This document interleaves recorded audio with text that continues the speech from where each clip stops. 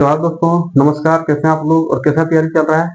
आइए आज का क्लास स्टार्ट करते हैं हम लोग। देखिए, अब हम लोग को पता होगा ज्योग्राफी से स्टार्ट किए हैं। देखिए टॉपिक यही है, जेपीएससी का 10 मार्क्स का सिलेबस है। आप लोग सिलेबस जानते होंगे और जेएसएससी में तो फिक्स नहीं है कि इतना भी 4-5 कुछ भी पूछ सकता है। तो देखिए ये टॉपिक हम लोग स्टार्ट किए हुए थे, जो बहुत ही इंपॉर्टेंट टॉपिक है। उसी में से इसमें से पहला टॉपिक जो था भूगर्भिक संरचना, वो हम लोग 4 क्लास में देख लिए थे। आप लोग देखिएगा जाके झारखंड क्लासेस बाय पीके में जाके देखिएगा, यही नाम से प्ले लिस्ट बना हुआ है, उसी में से आपको मिल जाएगा भूगर्भिक संरचना। 4 क्लास में खत्म कर चुके हैं उसको, और उसी सीरीज में हम लोग आइए दूसरा टॉपिक स्टार्ट किए हुए झारखंड का धरातलीय स्वरूप। इसमें भी एक क्लास हो चुका है, तो जिसमें से हम लोग देखे थे विभाजन देखे थे, और पाठ क्षेत्र और मध्यवर्ती पठार ये देख चुके थे पहला क्लास में। तो उसी सीरीज में आइए आज स्टार्ट करते हैं। हम लोग देखिए देख लेंगे बाह्य पठार, दामोदर बराकर नदी घाटी क्षेत्र और संथाल परगना उच्च भूमि। आज के क्लास में हम लोग ये तीनों टॉपिक को खत्म कर देंगे, तो 2 क्लास में झारखंड का धरातलीय स्वरूप खत्म हो जाएगा। उम्मीद करते हैं कि आप लोग को वीडियो अच्छा लग रहा होगा, और वीडियो को ज्यादा से ज्यादा लाइक और शेयर कीजिएगा। तो आइए हम लोग स्टार्ट करते हैं, और ये तीनों टॉपिक को एक ही क्लास में कम से कम समय में खत्म करते हैं। तो आइए बाह्य पठार से स्टार्ट करते हैं। देखिए तीसरा नंबर में बाह्य पठार से देखते हैं, उसके बाद दामोदर बराकर नदी घाटी क्षेत्र देख लेंगे, और उसके बाद फिर राजमहल वाला देख लेंगे हिस्सा। तो आइए देखिए इसमें, देखिए पहला पॉइंट देखिए, नूतन जीवी महाकल्प के चतुर्थ कल्प के दौरान संपूर्ण झारखंड का भूभाग 200 से 300 मीटर उठा, जिसके परिणाम स्वरूप यहाँ बाह्य पठारों का निर्माण हुआ। बाह्य पठारों का निर्माण कब हुआ? नूतन जीवी महाकल्प के चतुर्थ कल्प में। ये आप लोग ज्योग्राफी जब पढ़िएगा तो प्रथम कल्प, द्वितीय कल्प, तृतीय कल्प और चतुर्थ कल्प जब हुआ था, तो उसी दौरान क्या 200-300 मीटर यहाँ का उठा, उसके परिणाम स्वरूप बाह्य पठारों का निर्माण होगा। चतुर्थ कल्प में बाह्य पठारों का निर्माण होगा। आप लोग पढ़े होंगे तृतीय कल्प में जैसे कि क्या हुआ था, नदियों का यहाँ निर्माण हुआ था, विकास हुआ था। द्वितीय कल्प में क्या हुआ था, रांची हजारीबाग पठार 2000 फीट ऊंचा हुआ था, लेकिन पाठ क्षेत्र 3000 फीट ऊंचा उठ गया था। इसी तरह 4 ठो कल्प है, तो उसी में चतुर्थ कल्प में यहाँ बाह्य पठारों का निर्माण संभव हुआ था। उसके बाद अगला पॉइंट देखिए, इस क्षेत्र को उत्तरी व दक्षिणी बाह्य पठारों में वर्गीकृत किया जाता है। इस क्षेत्र को जो है ना, उत्तरी और दक्षिणी बाह्य पठारों में वर्गीकृत करके पढ़ा जाता है। देखिए उत्तरी बाह्य पठार और दक्षिणी बाह्य पठार। तो हम लोग आइए पहले देखते हैं उत्तरी बाह्य पठार को देख लेते हैं, उसके बाद दक्षिणी बाह्य पठार को देखेंगे। तो देखिए उत्तरी बाह्य पठार के बारे में देखिए, छोटा नागपुर के बाहरी हिस्से में अवस्थित होने के कारण ही इसे बाह्य पठार कहा जाता है। इसको उत्तरी बाह्य पठार को छोटा नागपुर के बाहरी हिस्से में अवस्थित होने के कारण इसे उत्तरी बाह्य पठार कहा जाता है। यह हजारीबाग पठार के उत्तर में विस्तृत है, जिसका विस्तार पलामू, गढ़वा, कोडरमा, चतरा, हजारीबाग व गिरिडीह जिलों में स्थित है। ठीक, इसका विस्तार कहाँ कहाँ है, देखिए पलामू, गढ़वा, कोडरमा, चतरा, हजारीबाग, गिरिडीह जिलों में। अगला पॉइंट देखिए, इसे निचला हजारीबाग पठार भी कहा जाता है। देखिए क्यों, क्योंकि यह हजारीबाग पठार के उत्तर में विस्तृत है। ठीक है, उत्तर में मतलब नीचे साइड में, इसलिए इसे निचला हजारीबाग पठार भी कहा जाता है। अगला पॉइंट देखिए, यह क्षेत्र समुद्र तल से 300 से 600 मीटर ऊंचा है। यह क्षेत्र समुद्र तल से 300 से 600 मीटर ऊंचा है। अगला पॉइंट है, इस क्षेत्र में गिरिडीह के पठार पर पारसनाथ पहाड़ी स्थित है।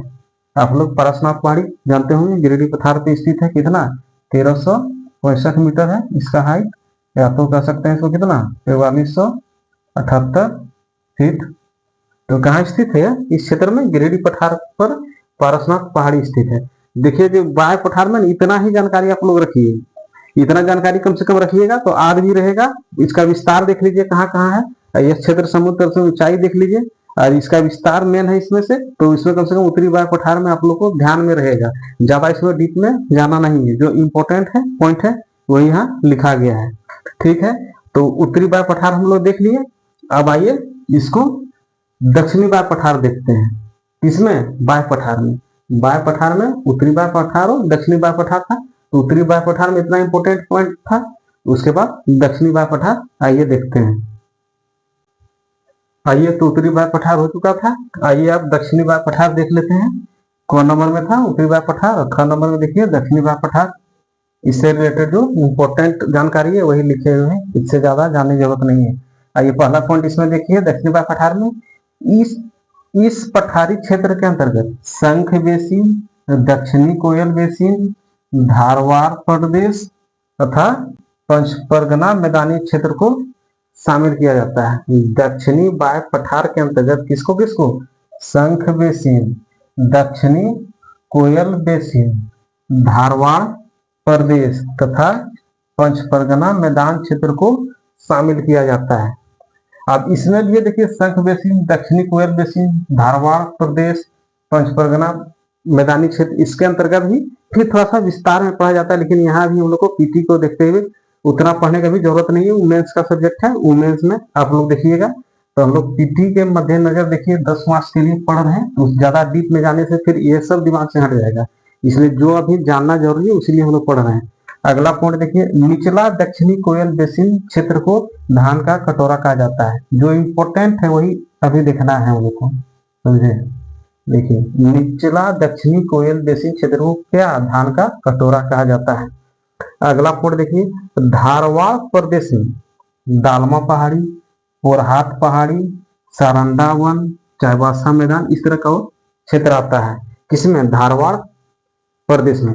देखिए ये चार जो टॉपिक है, शंख बेसिन, दक्षिणी कोयल बेसिन, धारवाड़ प्रदेश, पंचपरगना मैदानी क्षेत्र, इसमें से भी जो इम्पोर्टेंट है, जो परीक्षा में पूछने लायक है, उसको यहाँ शामिल किए हुए, इसीलिए नहीं तो इसमें भी बहुत ज्यादा और विस्तार से पढ़ने का।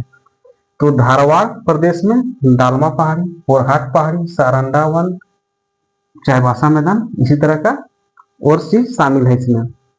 अगला पॉइंट देखिए, पंचपरगना का मैदान झारखंड राज्य की पूर्वी सीमा पर स्थित है, जो मोरवान और दालमा पर्वतीय क्षेत्र के बीच अवस्थित है। कौन? पंचपरगना का मैदान।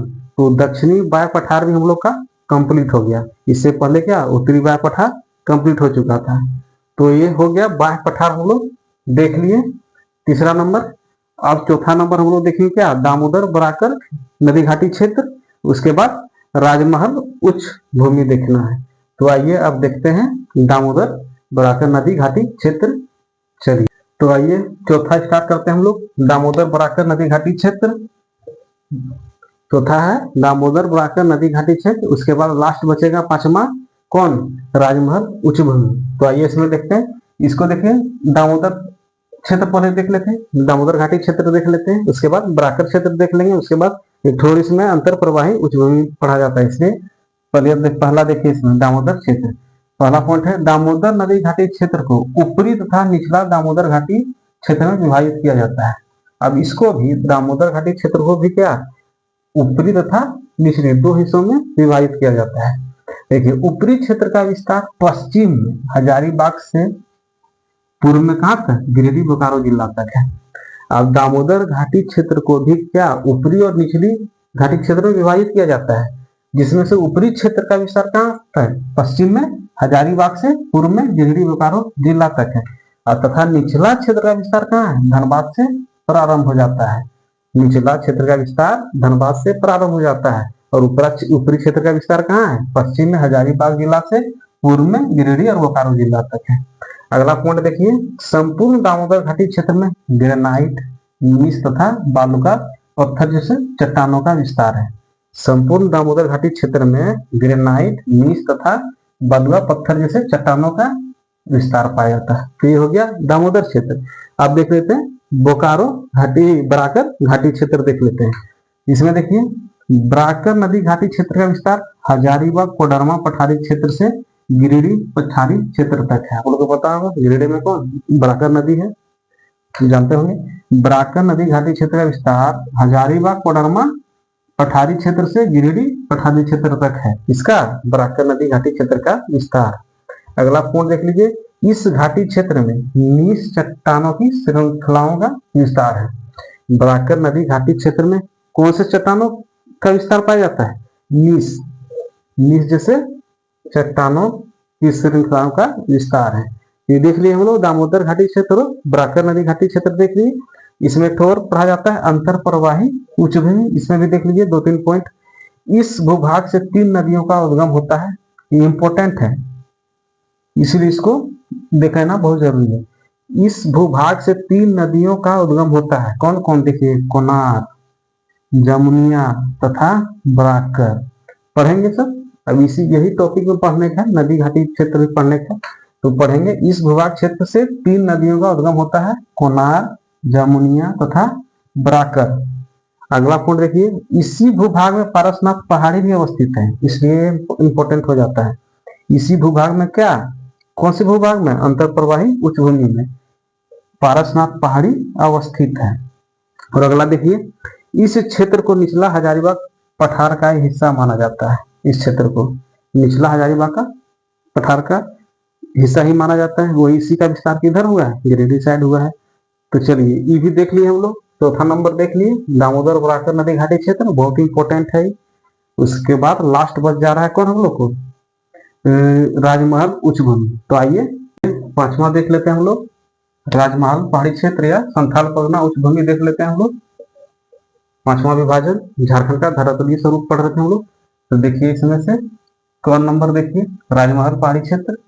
देखिए, इसका विस्तार दुमका, देवघर, गोड्डा, पाकुड़, साहेबगंज जिले तक है। किसका? राजमहल पहाड़ी क्षेत्र का। संथाल परगना में कितना जिला आता है? 6। ये परमंडल है, तो 6 जिला में से देखिए कहाँ कहाँ? दुमका, देवघर, गोड्डा, पाकुड़ एवं साहेबगंज जिले तक इसका विस्तार है, राजमहल पहाड़ी क्षेत्र का। दूसरा पॉइंट देखिए, राजमहल पहाड़ी क्षेत्र 2000 वर्ग किलोमीटर क्षेत्र में फैला हुआ है। राजमहल पहाड़ी क्षेत्र 2000 वर्ग किलोमीटर क्षेत्र तक इसका क्या है? विस्तार है। अगला पॉइंट देखिए, इस पहाड़ी क्षेत्र का निर्माण, देखिए इस पहाड़ी क्षेत्र का निर्माण जूरेसिक काल में हुआ है। और किसके परिणाम स्वरूप? तो लावा उद्भेदन के परिणाम स्वरूप हुआ है।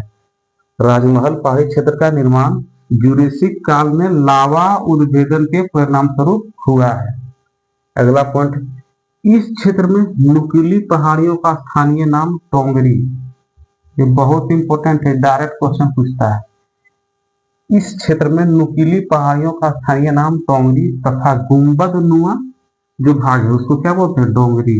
याद रखिएगा, सीधा क्वेश्चन पूछता है। आप लोग कोई ना कोई सेट बना रहे हो उसमें देखिएगा टोंगरी और डोंगरी, याद रखिएगा।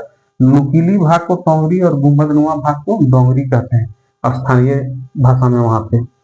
अगला देखिए, ख भाग इसका जलोढ़ उच्च भूमि क्षेत्र। देखिए, जलोढ़ उच्च भूमि का विस्तार साहेबगंज, मतलब उत्तर में साहेबगंज से दक्षिण में कहा? मोर नदी घाटी तक है। जलोढ़ उच्च भूमि क्षेत्र का विस्तार उत्तर में साहेबगंज से दक्षिण में मोर नदी। जलोढ़ उच्च भूमि साहेबगंज में गंगा जी बहते हैं, पता होगा, झारखंड में एक ही जगह। अगला देखिए, जलोढ़ उच्च भूमि क्षेत्र इससे संलग्न गंगा के मैदानी भाग से अधिक ऊंचा है लेकिन कम उपजाऊ है। जलोढ़ उच्च भूमि जो क्षेत्र है वहां पे क्या? गंगा के मैदानी भाग से अधिक ऊंचा है लेकिन उपजाऊ में कम है।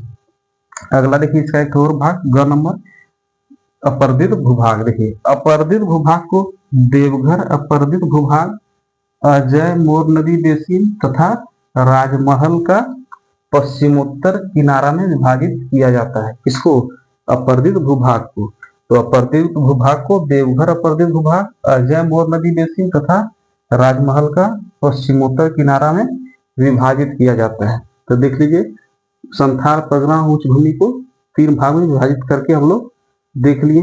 ये याद रखिएगा, स्थानीय नाम टोंगरी और गुंबदनुमा भाग का क्या? डोंगरी।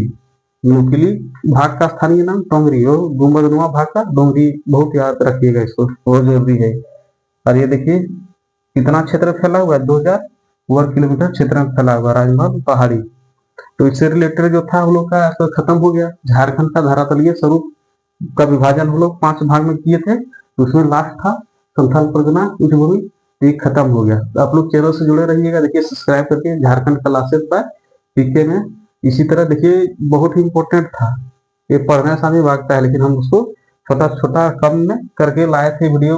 अब पसंद आया होगा आप लोग को जरूर वीडियो, तो वीडियो को लाइक और शेयर कीजिएगा, चैनल से जुड़े रहिएगा। इसी तरह अब इससे आगे का हम लोग टॉपिक देखेंगे। चलिए, आज तक इतने रहते हैं। धन्यवाद। जोहार झारखंड।